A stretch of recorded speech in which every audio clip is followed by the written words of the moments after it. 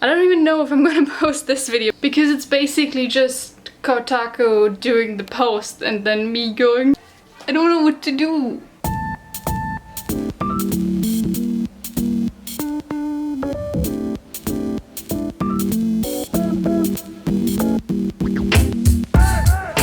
So this is what's been going on. I haven't read through everything yet. And I also washed my hair, by the way. And I also want to give you guys the numbers later so you know if you should track down Kotaku and force them to make an article if you're an artist. Yeah, I still haven't read the thing. So I'm gonna go to my dentist appointment now and yeah.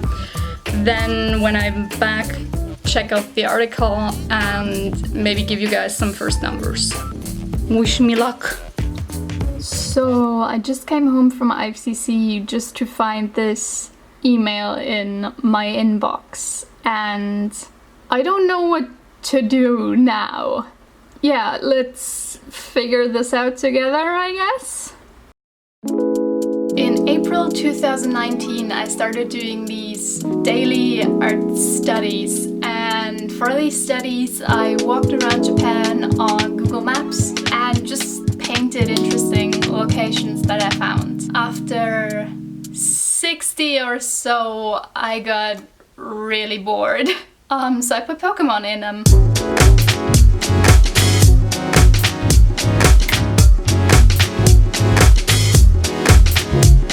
Okay, so I'm back and I would say let's take a look at the thing.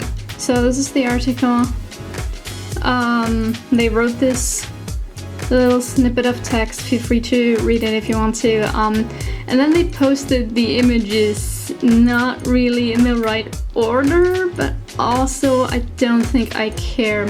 So they start with the last stuff from Pewter City, then through Mount Moon, then they show the Cerulean City stuff, and then they start with Pallet Town, Route 1, and all that, those things. So because of the brush that I'm using, there's these pixelations or like brush strokes, and somebody interpreted that as missing no, and that just cracked me up. And I'm really surprised that like the comments are super nice. And yeah,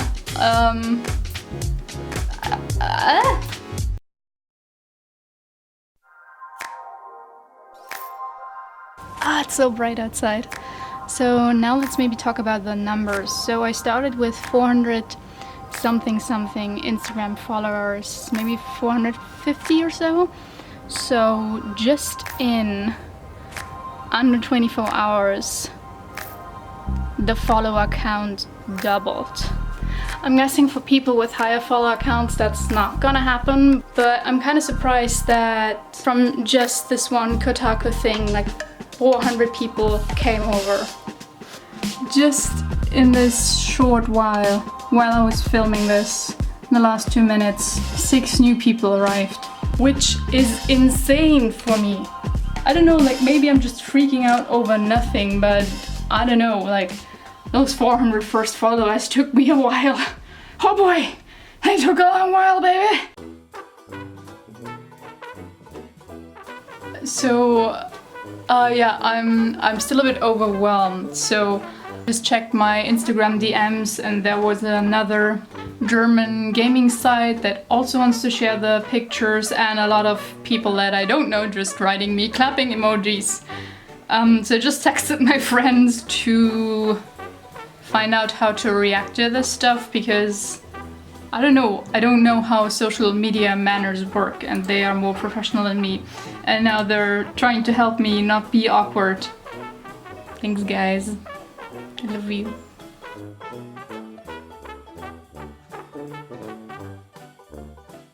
It's not stopping. I'm speechless. I already have a couple people interested in prints. I don't have prints. I don't have a print shop or like anything. So the idea is to just wait till I finish all the Pokemon drawings and then, I don't know, maybe try to set up a print shop, I don't know. But I got some very sweet messages so far, which is nice. So I just saw this comment of somebody, there we go, of somebody saying that Nintendo Life brought them here. Now I googled what Nintendo Life is and what? Yeah, I haven't seen what they wrote, but I think if like one news source picks you up, that like every site just, I don't know, copies one another. Yes, I'm going to try to keep you updated on which other sites I find. So far, only one other site has written me on Instagram asking if they could use my pictures. So Nintendo Life just went like, eh. I'm not mad.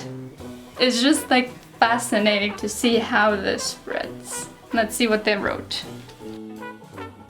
Okay, 5 minutes passed and I've actually read the Nintendo Life article, and wow! They read through all of my Instagram captions to make this story. And I think they also went through my Twitter. They're linking my Instagram posts and they actually curated the content. They posted from route to route in the order that I posted it. They're linking to my Instagram and they rewrite the captions that I wrote, and like it feels like somebody put work into this and I'm impressed. Oh hi, it's me.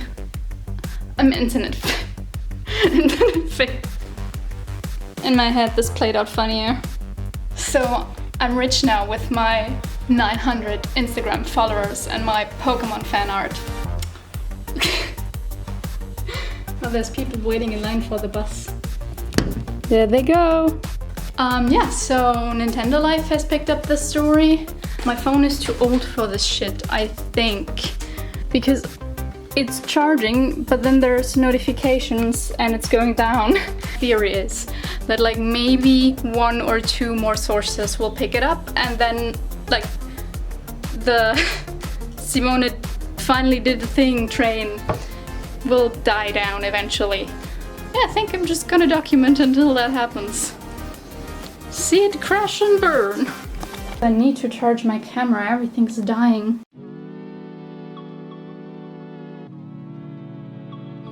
It's the next morning. I turned my phone off last night so the battery wouldn't be empty. I kind of expected the wave of new people flocking to my Instagram to die down, but I think like over or around 250 or so new people joined while I was asleep. Woo! I still can't comprehend that all these people found my work. Now comes the question. I've had roughly like about 10 people ask for prints. Even some people sending me emails asking for Pokemon requests, asking for other artworks if they could buy them, if they can print them themselves, which I find lovely that they even ask. And I don't know all these things. Yeah, I should have had a shop, which I realize now. But hey, at least I have an incentive to make one now.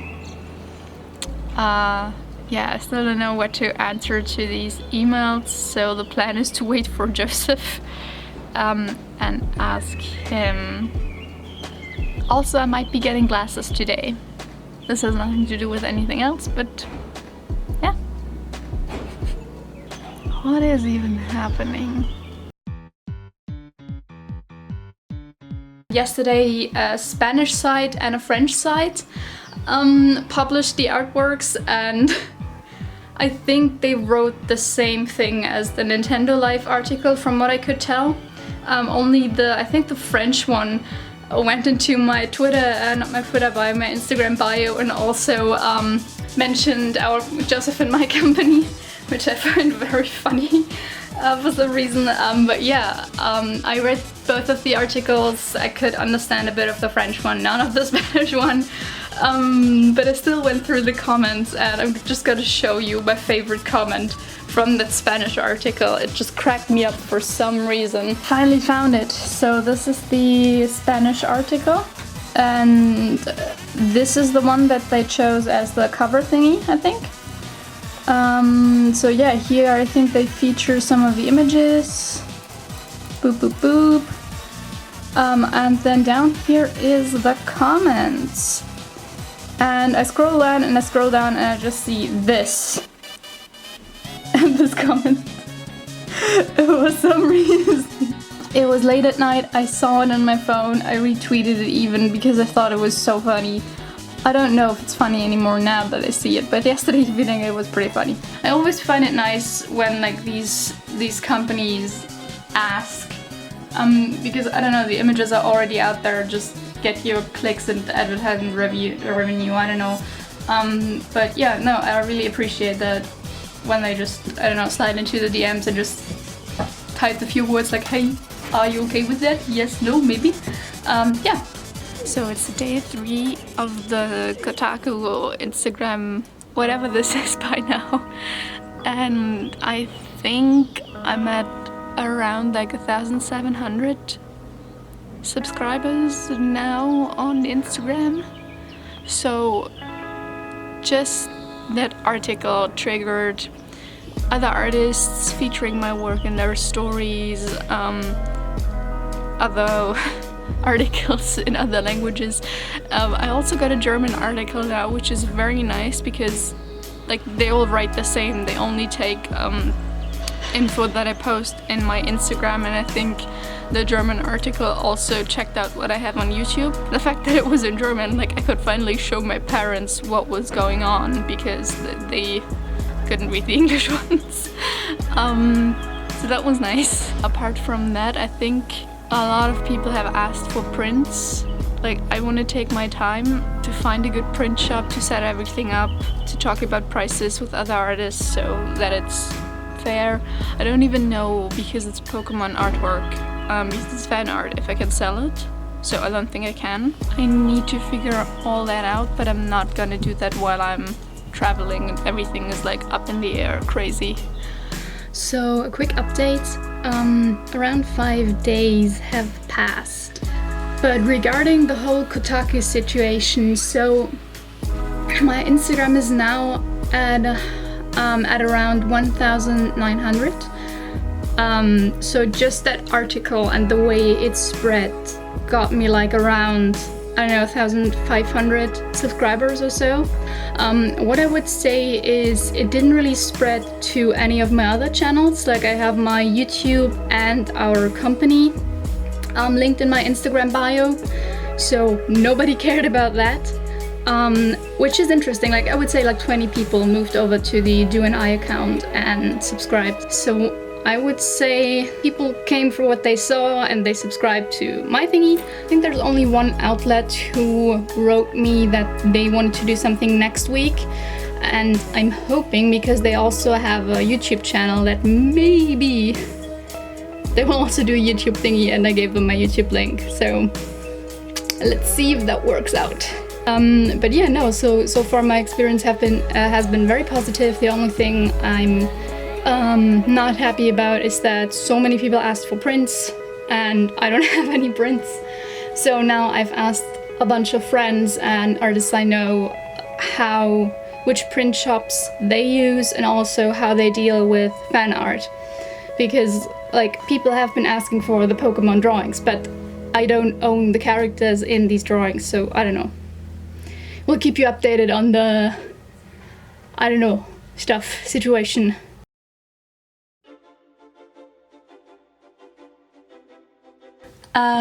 Hi!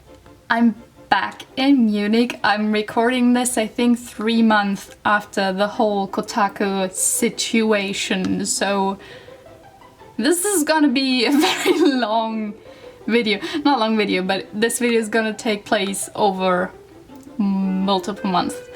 Ever since that feature, people have just been writing me, talking to me about the images, and it's just been a lot of nice feedback, but not so overwhelming that I'm like, oh my god, this is stressful, but like just one nice message every like week or so, which is just, it's nice. So what happened last week is that apparently there's a podcast. I'm gonna put the name somewhere here because I'm nervous now and I totally forgot their name. But I think they are doing a podcast about how it would be if the Pokemon world were realistically, and they're doing an episode about cities. So they have this whole interview planned apparently with a real architect, and then they were like, maybe we should interview somebody who's not as qualified. And they reached out to me. So in like 20 minutes I'm gonna talk to them and tell them why I drew the Pokemon cities. And usually I'm not nervous for these types of calls, but my problem is I don't know the English Pokemon names, I don't know the English city names, and I always have to look them up. This sounds dumb. Obviously, I think all of the people that have grown up with Pokemon, not the English Pokemon names, can relate. Like, you watch the anime, you play the games, but you always play them in your own native language. So now, because that knowledge is so deep in my brain, like with every city, with every Pokemon, I have to look up the names. So now I'm going to prepare a cheat sheet. They sent me all of the questions beforehand so that I wouldn't look like a complete idiot. But yeah, that's gonna happen now, and I'm gonna take you along for the start, maybe, probably, I don't know. We just had the call and I forgot to turn on the camera, so there is no footage of me actually doing the interview. Yeah, we were basically just geeking out about Pokemon for half an hour. And yeah, I'm gonna link the podcast. Oh, Joseph's calling. I'm gonna link the podcast once it comes out. Hi. So after posting these artworks for a couple months, one of my, I would say, mentors, Tyler Edlin, whom I did a CGMA course with, asked me to do an interview with him, or like just more like an art talk where we just talk about the project and hopefully possibly inspire other people to do that as well. And yeah, we had a pretty cool recording session, and that video is dropping now. And I'm very nervous about that. He has a couple more subscribers than me, so I don't know. No! I don't have any Wi-Fi up here to get watch it. Why, internet? So after all of that happened, I finally started working on a print shop. I compared different platforms and finally decided to work with Society 6. I'm not fully happy with them, but that's another story. I'm probably gonna move the shop long term, but for now I don't really have a better solution. I find their user interface as a buyer just a nightmare if you want to find anything. On top of that, if you order 3 prints on the same day, they come in 3 different shipments and it's like 3 different orders. Why not make one thing? I don't know. It's just, which is good. Apparently they print in the US, but then as a European customer they just send everything from the US, and I'm not a huge fan of that.